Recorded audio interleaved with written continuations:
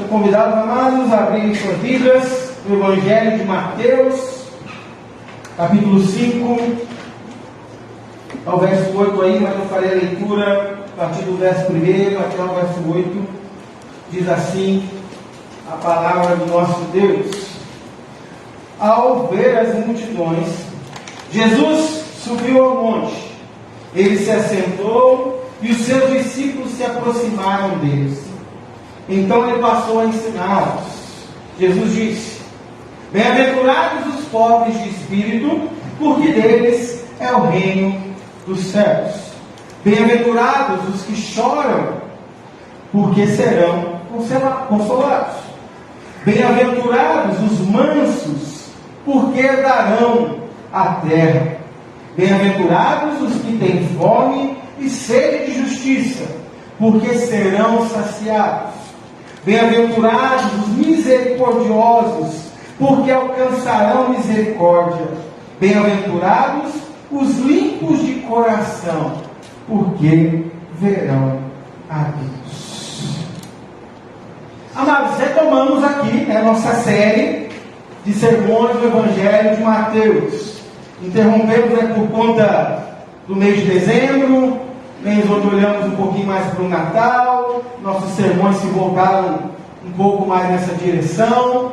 Tivemos o início do ano, falando um pouquinho aqui também sobre os desafios de Deus para a nossa vida. E agora retomamos esse Evangelho, o Evangelho de Mateus. E de certa forma aqui nesse trecho, do capítulo 5 ao 7, como disse, fala do Sermão do Monte. Um sermão é um tempo ali precioso de Jesus, onde Jesus esteve ensinando os seus discípulos as verdades do reino, as verdades da vida daquele que caminha com Deus, as verdades da vida daquele que quer seguir o Senhor, quer caminhar com o Senhor, que quer seguir Jesus, quer andar com Jesus. Essa é a verdade. Então Jesus traz aqui um caminho muito importante para a nossa jornada, um desafio para a nossa vida, porque trata do nosso caráter, trata da maneira como a gente olha para a vida, para as pessoas, para Deus, trata da maneira como a gente olha para a nossa própria vida, na nossa intimidade, certo? Por isso que é um sermão tão rico, tão importante, tão abençoador para nós. Mas, como eu disse no início dessa série, lá atrás, era importante o quê? A gente ter uma disposição no coração, uma disposição para aprender com Jesus. Porque o grande desafio para o crente, amados, é exatamente isso. É a gente poder ter um coração, de certa forma, quebrado diante do Senhor, um coração ali assentado diante do Senhor, disposto a ouvir o que Ele tem para ensinar. Mas olha só, não disposto a ouvir para entender no intelecto, mas ouvir para entender, compreender na própria vida.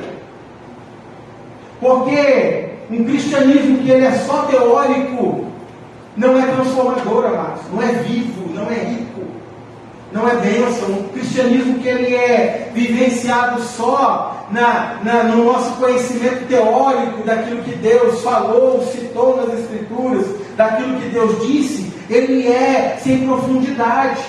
Porque a profundidade nós encontramos quando aquilo passa a fazer parte da nossa vida. Por isso que tem que ter disposição.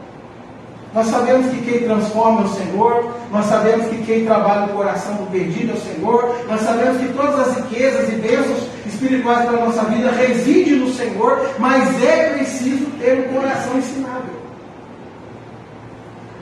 Porque se a gente não tem esse coração ensinável, as verdades do Senhor vêm para nós e a gente faz o que com ela? Nada.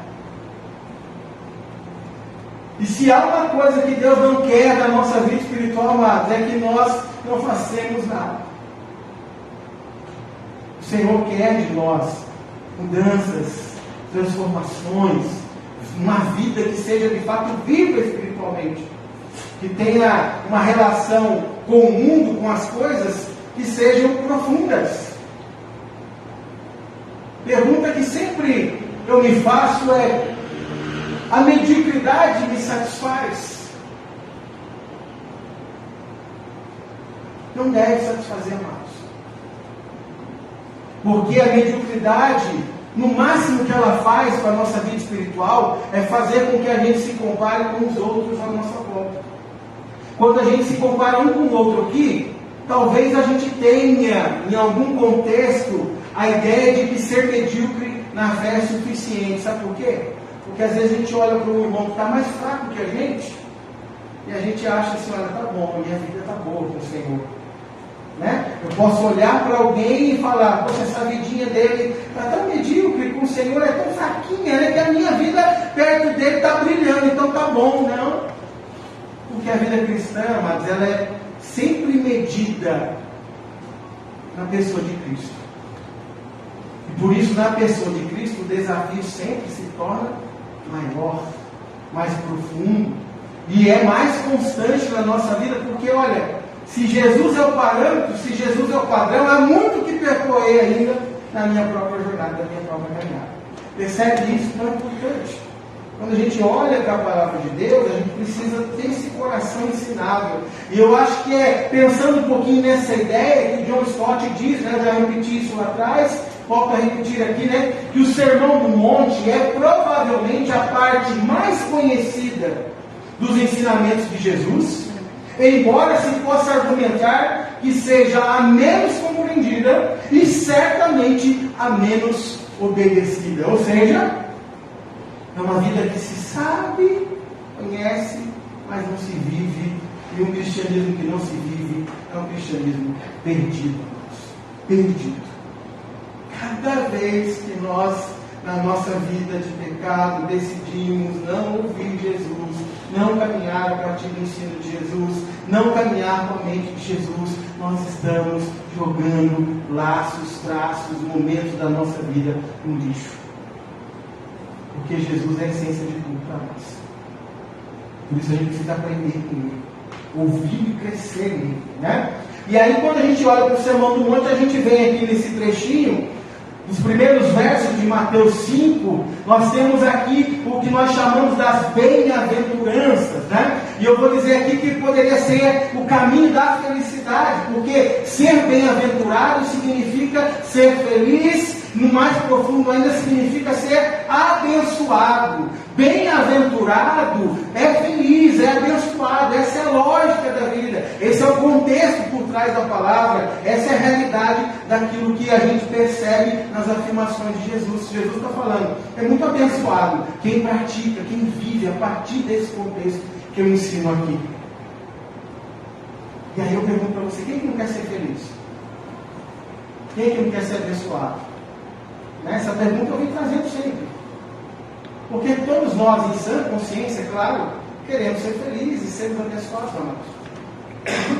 Mas é extremamente importante a gente olhar que a felicidade real, né, produzida por Deus na nossa vida, é essa felicidade que parte dele, do ensino dele, para a nossa caminhada. Por isso a gente tem que abraçar essas coisas de Jesus, né? Abraçar com muito amor. Então a gente já viu nessa jornada, no verso 3, quando falava da pobreza de espírito, que revela a nossa dependência de Deus, né? Ser pobre de espírito é ser dependente de Deus. Ou seja, eu necessito do Senhor para a minha vida, para a minha caminhada no todo, não só espiritualmente falando, né? Porque na verdade não existe essa dicotomia espiritual e secular, mas quando a gente tenta pensar separado, né, a gente precisa entender que em tudo nós dependemos de Deus. A nossa vida espiritual começa no Senhor e tudo nasce a partir dele. Nós falamos do choro, né? Bem-aventurados os que choram, lembrando que esse choro não tem a ver com uma vida medíocre, uma vida mesquinha, uma vida de autocomiseração, de coitadinho, né? Onde a gente sempre reclama da vida, está tudo ruim. Não, esse choro é um choro pela realidade espiritual nossa. Todos nós somos pecadores e o pecado desagrada a Deus. E se algo desagrada a Deus na nossa vida, nós devemos chorar, nós devemos lamentar, nós devemos ser quebrantados, arrependidos, como já lemos no Salmo hoje. Certo? Então, trata disso. Falamos também, né, de uma mansidão que é resultado dessa vida espiritual. Uma mansidão que diz respeito tanto a uma mansidão para com Deus, né, para com a vontade de Deus. Ou seja, eu tenho um coração manso, um coração disposto a aprender de Deus, um coração disposto a viver aquilo que Deus quer. Mas também uma mansidão com o meu próximo, né, na minha forma de me relacionar com o outro. onde eu tenho esse espírito de brandura, de domínio sobre a minha própria exaltação, sobre a minha própria vida, nas relações que eu tenho com os outros. Mas também nós caminhamos um pouquinho, né, amados, na questão de fome e sede de justiça. Fome e sede de justiça, ou seja, essa vida que é quebrada por Deus, que vê os pecados, que se quebra diante do Senhor, da vontade do Senhor, é uma vida que tem desejo por Deus, desejo pelas coisas de Deus, desejo pela justiça imputada por Deus a nós e pela justiça que é promovida no mundo a partir de nós e pela graça de Deus. Deve existir um desejo profundo em nós, de mudança de vida. Por isso que fome, sede de Deus, uma vontade de que Deus encha a vida a cada tempo, a cada momento, uma vontade que Deus possa de tal forma tocar na nossa vida que a gente seja o quê? Exuberante no mundo, cheio do Senhor. E aí continuamos, né? O resultado de tudo isso nos leva a uma vida onde nós somos misericordiosos, onde a gente tem compaixão pelas pessoas necessitadas, aprendendo com a própria misericórdia de Deus. Porque Deus, quando olha para nós pecadores, olha a nossa miséria, qual que é o tipo de ação de Deus para conosco? Misericórdia. E quando a gente olha para o mundo, um mundo caído, um mundo sofrido, um mundo cheio de desgraça como é, amados, cheio de desgraça, nós precisamos aprender o quê? A exercer a misericórdia também diante das pessoas. Olhar para as desgraças, olhar para as dores, para os sofrimentos do mundo, a nosso redor, a nossa volta, e aprender a estender a mão como o povo de Deus. Então tudo isso nós já caminhamos, nós já navegamos, né, amados? E hoje eu retomo essa série olhando para o verso 8. Né? Bem-aventurados os limpos de coração, porque verão a Deus. O Dr. Martin Lloyd-Jones, ele fala assim, olha, que qualquer indivíduo que ao menos perceba uma parte do significado dessas palavras, né? Que palavras? Bem-aventurados os limpos do coração, porque verão a Deus. Então qualquer pessoa que aprenda um pouquinho do significado dessas palavras, só poderá aproximar-se delas com um profundo sentimento de admiração e completa inadequação pessoal. O que ele está dizendo? Nossa, esse parâmetro da pureza de coração é tão profundo, que ao olhar para isso eu tenho que rever a minha vida e de fato encontro aquilo que, olha, inadequação, a minha vida ainda precisa caminhar diante disso. Porque há muita coisa para ser transformada, há muita coisa para ser modificada, há muita coisa para ser percebida na minha vida. E aí algumas considerações, amados, quando a gente olha para esse verso da Bíblia, né? A gente precisa ter algumas considerações nos vocábulos aqui aplicados. Né? Primeiro, essa ideia de coração, né? Bem-aventurados limpos de coração. Mas qual é a ideia de coração na Bíblia? Martin Lloyd-Jones, ele vai falar assim, olha, coração é o centro do ser e da personalidade do indivíduo. Igualmente, a fonte de onde brota tudo quando daí se segue. Inclui a mente, certo? Inclui a vontade, o desejo, inclui as emoções, os sentimentos. Então essa palavra considera o homem em sua totalidade. Isso é importante. Porque às vezes a gente fala de coração, né? E num mundo romantizado como a gente vive, a gente acha que coração tem a ver só com emoções. Não. Coração na Bíblia tem a ver com o todo do ser humano. Cada aspecto da nossa personalidade, da nossa mente, do nosso coração, da nossa vida, cada aspecto está envolvido nisso. Cada aspecto do nosso íntimo, amados. E é por isso que é importante a gente olhar para essa questão do coração, né? Porque cuidar do coração é fator fundamental da vida daquele que crê no Senhor. Se a gente for lá para Provérbios 4:24, um texto bem conhecido, fala assim: de tudo que se deve guardar, guarde bem o seu, o que, amados? Me ajuda. Sobre tudo que se deve guardar, guarde bem o seu coração, porque dele procedem as fontes da vida. Olha esse conselho da sabedoria das Escrituras ao coração do homem, pecador como eu e você. Um conselho que diz, olha, sobre tudo com que você deve se preocupar, porque guardar aqui, entenda uma coisa, essa ideia de vigiar, de cuidar. Sobre todas as coisas que você deve ocupar com as suas preocupações, acima de tudo isso, preocupe-se, guarde, cuide, olhe, observe, vigie o seu coração. Porque dali procedem as fontes da vida. Isso é muito importante. Porque às vezes a gente não dá tanto bola para o nosso coração, amados. Mas olha só, é a coisa que a gente deveria se preocupar mais na nossa jornada e na nossa caminhada. Por isso que talvez o Dr. Lloyd Jones ele vem tratar exatamente dessa ideia, dessa dificuldade. Por mais que você se importe, você olhe, você exercite, você vai se ver diante de um texto como esse, sempre numa condição de inadequação pessoal. Você vai olhar e falar, ainda falta. Você vai olhar e falar, ainda precisa mudar coisas. Porque o nosso coração está ali. E a gente precisa cuidar dele. Com profundidade. Tomar conta. Observá-lo, né? O Lloyd Jones ainda fala uma coisa interessante. Que o nosso coração é um manancial de todas as nossas dificuldades.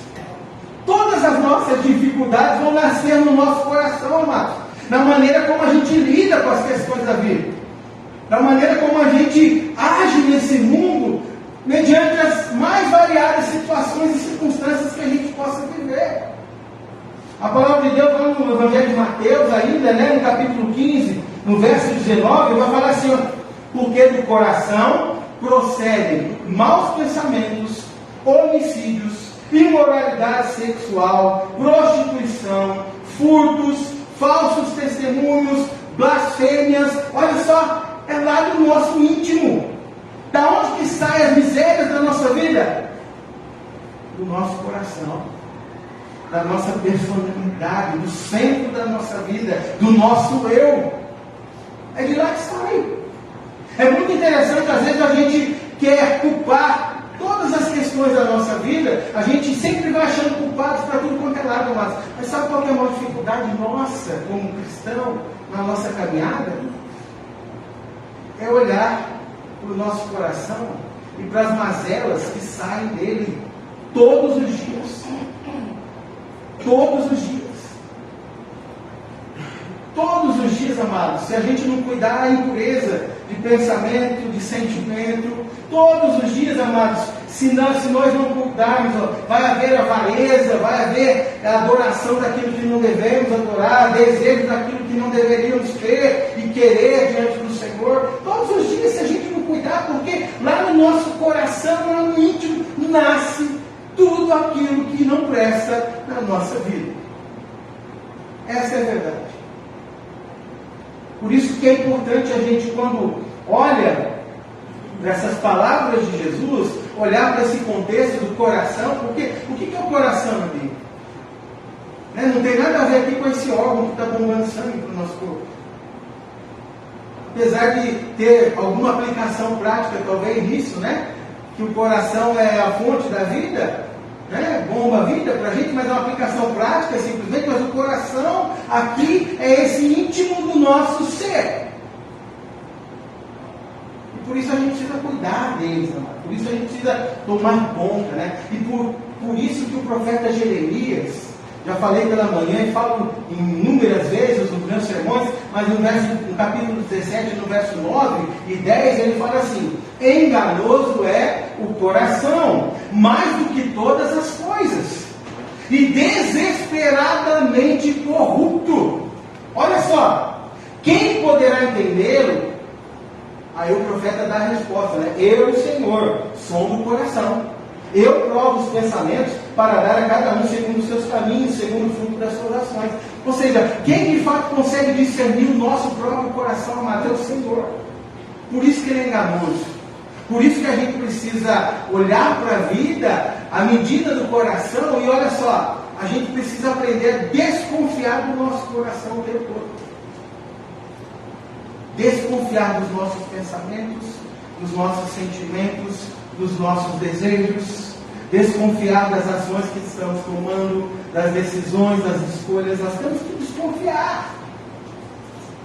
À medida que aquilo que buscamos, vivemos, sentimos, pensamos, fazemos, parte somente de nós, à medida que o que fomenta a nossa vida somos nós mesmos, nós temos que tomar cuidado.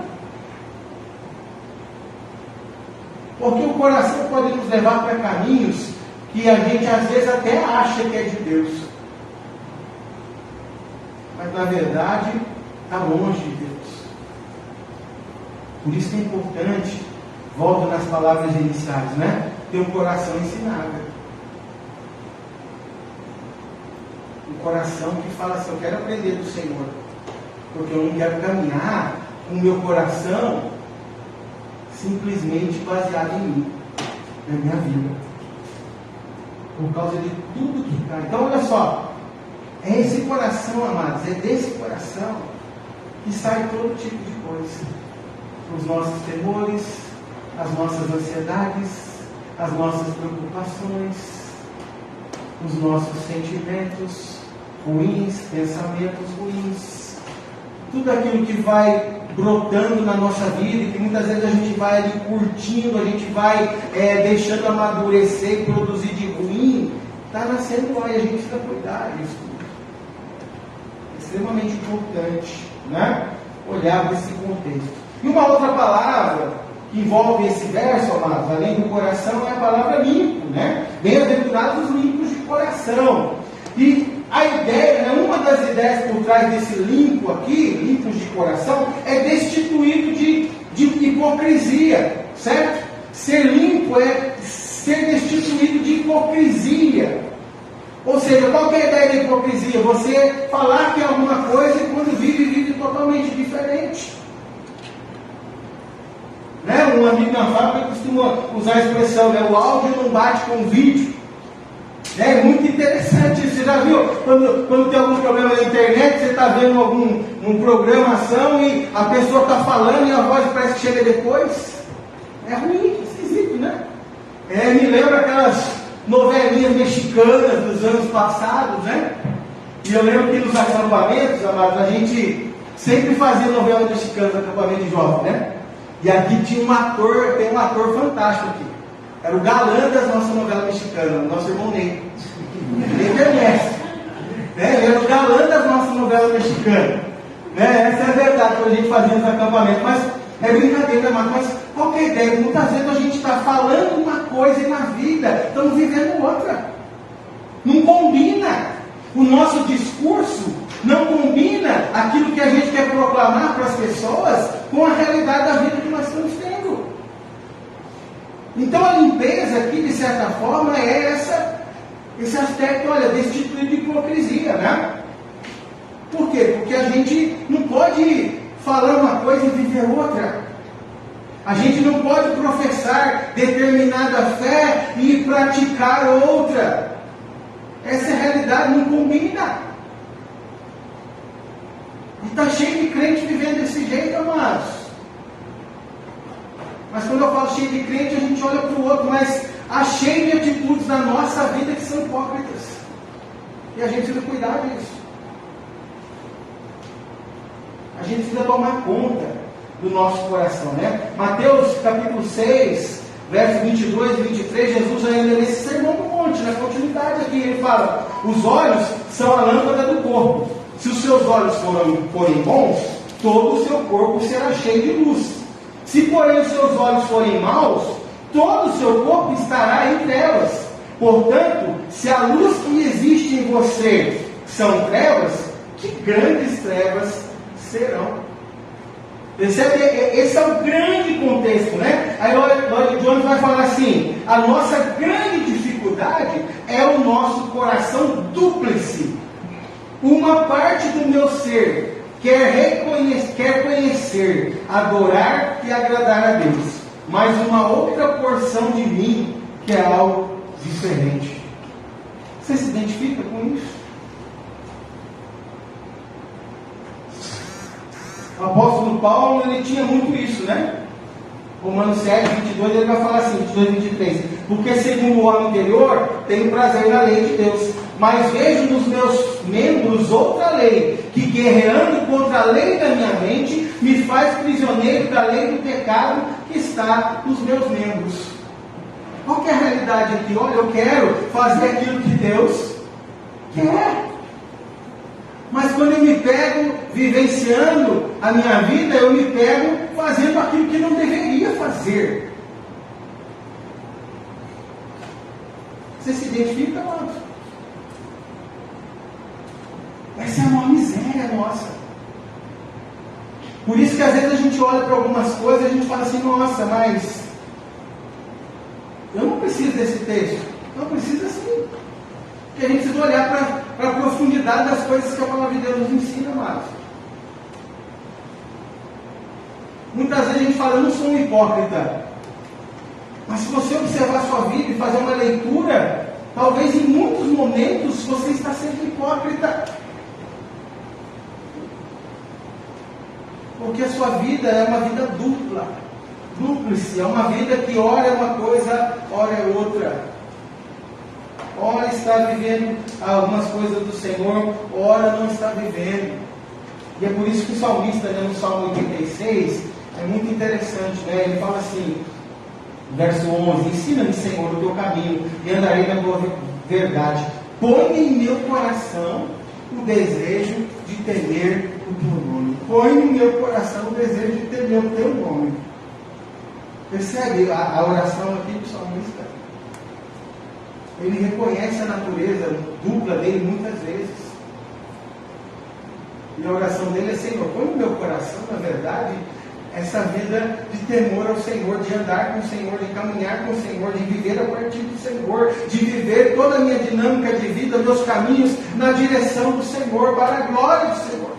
Me ajuda. Porque às vezes, amados, a gente vive a igreja dentro da igreja, no contexto do povo de Deus só.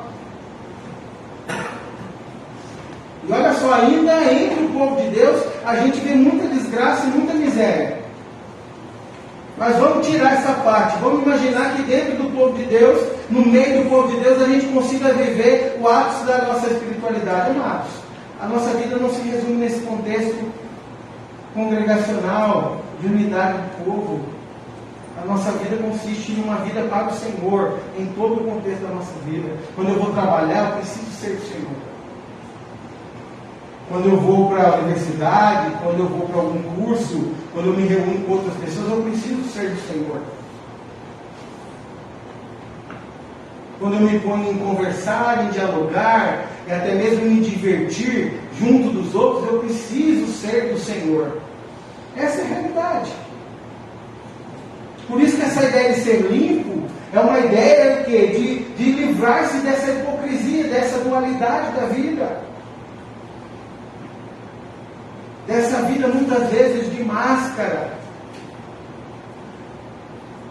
Porque tem gente que quando vai para o trabalho com uma máscara, quando está dentro de casa, na família, usa uma máscara, quando está convivendo com a sociedade, usa outra máscara, quando vem para a igreja, põe outra máscara, ou seja, não há uma unidade de vida, e quando a gente olha para o crente, ele tem que ser único em todos os aspectos.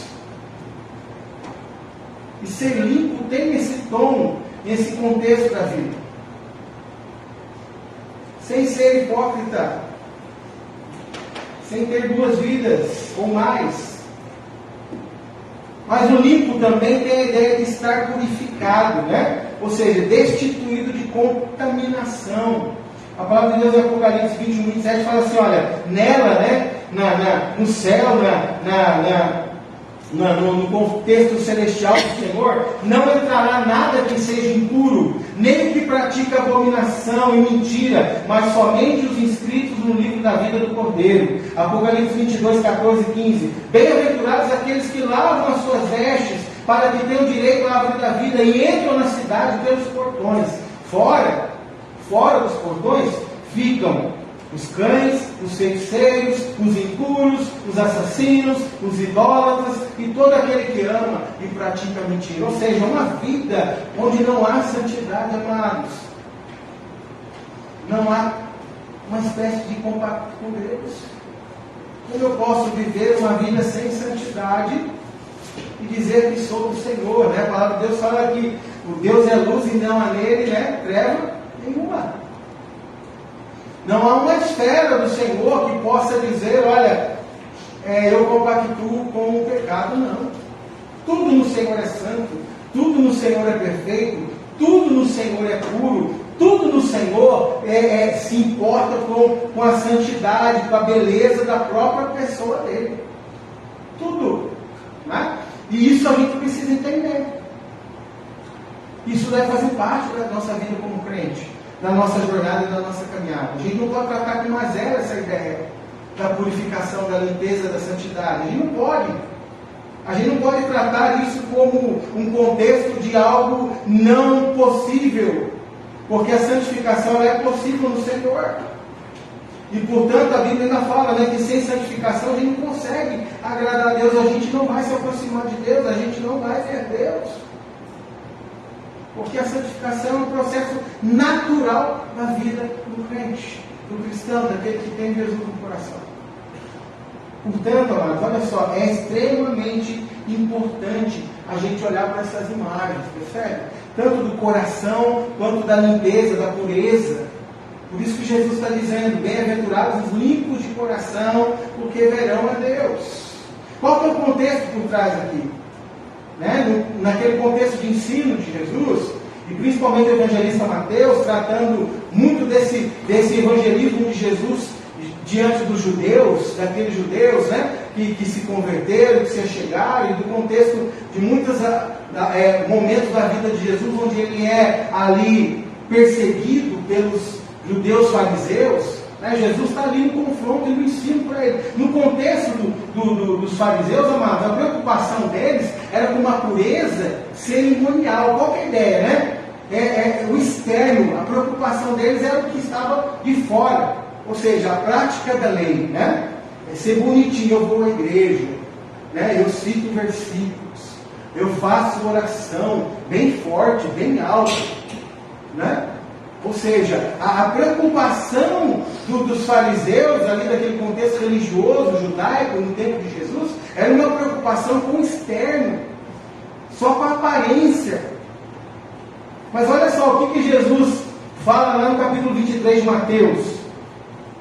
É muito interessante, porque Jesus, quando ele está ensinando o Sermão do Monte, amados, ele está confrontando toda a ideia legalista dos fariseus sobre seguir Deus. Porque eles estavam preocupados só com o externo, mas Jesus vem e fala, não é o externo, é o interno.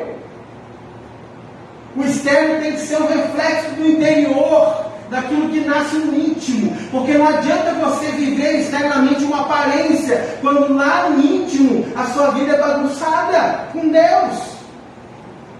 E aí Jesus lá em Mateus 23, verso 25, ele fala assim, 25 a 28, ai de vocês, presta atenção no texto, olha, ai de vocês, escribas e fariseus, hipócritas, porque vocês limpam o exterior do copo e do prato, mas estes por dentro estão cheios de roubo e de glutonaria. Fariseu cego, limpe primeiro o interior do copo, para que também o seu exterior fique limpo. Ai de vocês, escribas e fariseus, hipócritas, porque vocês são semelhantes aos sepulcros pintados de branco, que por fora se mostram belos, mas interiormente estão cheios de ossos mortos e de toda podridão. Assim também vocês, por fora, parecem justos aos olhos dos outros, mas por dentro estão cheios de hipocrisia e de maldade. Né? Olha as figuras que Jesus usa, né? Vocês estão preocupados com o prato, com o copo, limpa por fora bonitinho, mas quando olha lá dentro está tudo sujo. E que adianta você lavar um copo por fora, quando lá dentro está sujo? E aí vem essa imagem que eu acho uma das mais chocantes no ensino de Jesus, né? Eu acho muito interessante essa sacada de Jesus, porque Jesus fala assim, poxa, vocês são que nem sepulcro caiado, né? Sepulcro pintado de branco. O que Jesus está querendo dizer, amados? É só você olhar para o cemitério, tá? Olha para essa imagem, você já foi no cemitério algumas vezes, né? Você vai olhar no cemitério, você vai passando ali no meio dos túmulos, né? E você começa a olhar túmulos, né? Um diferente do outro. Aí tem túmulos que estão lá largados, abandonados faz tempo, mas tem túmulos, geralmente aquelas pessoas que praticam mais a saída, que se preocupam mais, mas estão lá, né? Pintam o túmulo, está sempre reparando o túmulo, sempre preocupado, deixando bonitinho o túmulo, né? Às vezes você passa e fala, nossa, o túmulo arrumadinho. Às vezes você olha lá a data da morte da pessoa, você fala, nossa, ela morreu faz tempo. Então, ou seja, a pessoa está ali recuperando o túmulo, cuidando do túmulo. Jesus fala com os fariseus, gente, a vida de vocês é que nem esses túmulos aí arrumadinhos. Por quê? Por fora está bonitinho. Mas o que tem lá dentro? Osso, carne podre, verme. Já parou para imaginar que você não está lá dentro, você vê. Quer ver? Você não está lá dentro para ver. Né? Mas o que está lá dentro? Ossos, carne podre, vermes, bichos. Ou seja, Jesus está falando o seguinte, ó, você está preocupado com essa sua vidinha de aparência, né? Mas o seu coração está bagunçadão, viu? Você está preocupado com as leis sendo cumpridas, com as orações belas e bonitas, com a sua vidinha, né? Ali da religião, tudo belezinha, mas o seu coração está ali. Por isso que Jesus vai tratando o Sermão do Monte. Vai falar de adultério, né? Vai falar de assassinato. Jesus vai falar de um monte de coisa que não é efetivamente aquilo, mas é aquilo que está no coração. Percebe? Jesus é muito mais profundo quando ele aplica as verdades do sermão e as verdades da lei, é claro, ao coração das pessoas. Então Jesus está falando, poxa, vocês estão preocupados com um monte de coisa, mas olha só. Você está com a sua vida bagunçada, perdida, se preocupando só com a aparência. O pastor Paulo Júnior, no livro que ele escreve sobre bem-aventurança, ele fala assim, é como se o Senhor falasse desse jeito, né? Dentro dos seus corações, suas intenções são erradas. Tudo que vocês fazem é apenas para que suas esposas vejam, seus colegas de trabalho, de igreja vejam, seus líderes religiosos vejam, mas seus corações não são sinceros e limpos diante de Deus. Essa é uma realidade que nós temos que cuidar, mas porque às vezes a gente está preocupado em parecer algo aos outros, para que os outros não nos julguem, mas quem julga de fato o nosso coração é o Senhor. E é com Ele que a gente deve se importar nesse contexto final de desfecho da nossa vida espiritual. Porque se a gente se preocupa em agradar a Deus, amados, automaticamente nós vamos ser para o próximo aquilo que Deus quer que a gente seja.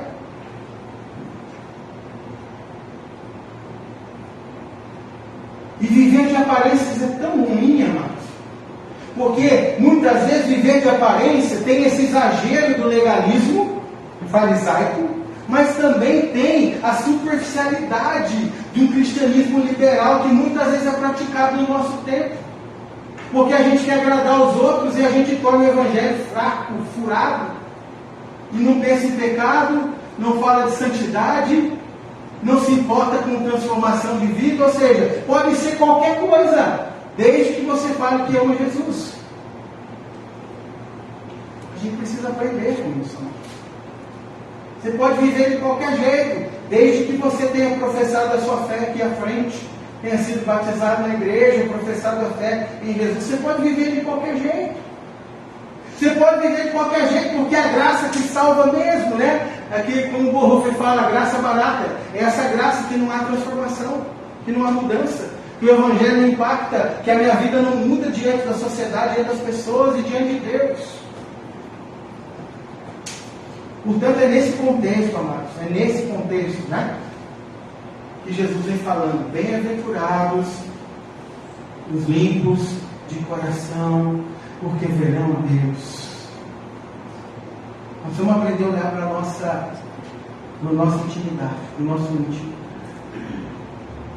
Nós precisamos aprender a olhar, a refletir e a examinar a nossa vida em todo o tempo, amados. E sempre fazer um exame na medida do Senhor, na medida de Cristo. na medida do parâmetro daquele que é a essência da nossa vida. Porque a nossa vida parte do Senhor e é para o Senhor. E Jesus é o Senhor da nossa vida e é espelhando nele que eu tenho que viver nesse mundo. Não dá para a gente viver duas vidas, não dá para a gente viver hipocrisia, não dá para a gente viver sem santificação. Eu não estou falando de perfeição, amados, porque a santificação é o caminho da perfeição. A perfeição é Cristo. A santificação é esse processo do trabalhar de Deus, do nosso interagir a partir da vontade, da palavra dEle, nesse caminho, na busca de sermos mais parecidos com Jesus.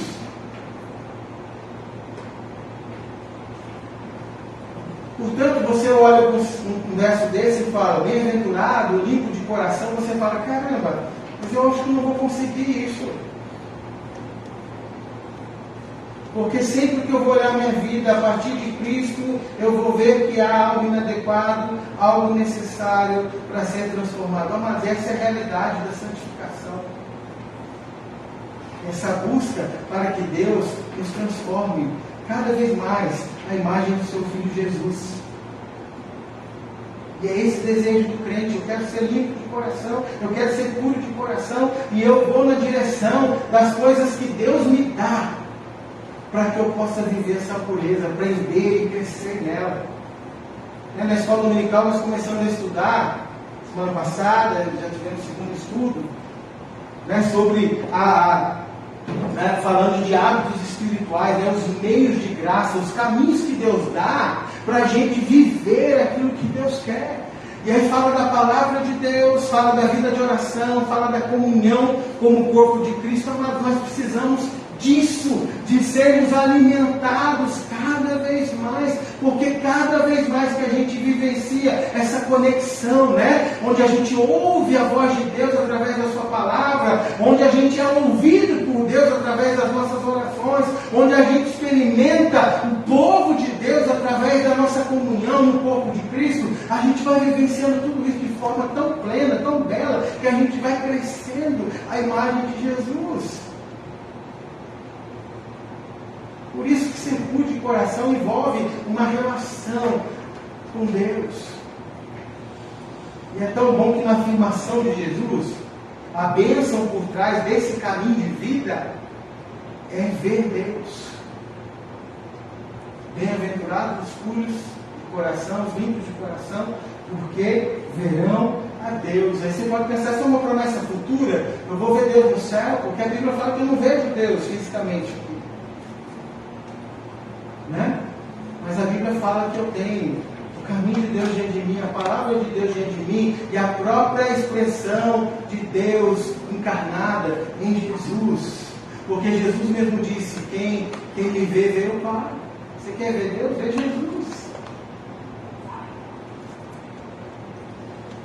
Quando nós experimentamos esse caminho do Senhor pela fé, amados, nós podemos enxergar que essa promessa, é claro que ela tem os seus efeitos futuros, mas também ela tem os seus efeitos presentes na vida.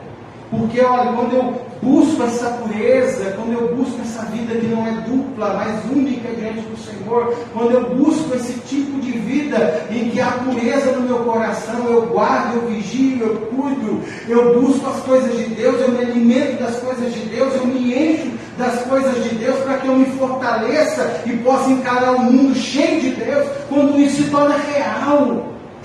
Eu começo a experimentar os efeitos dessa minha fé no Senhor. Porque pela fé, eu vejo Deus no meio da criação, das obras dele, diferente do ímpio.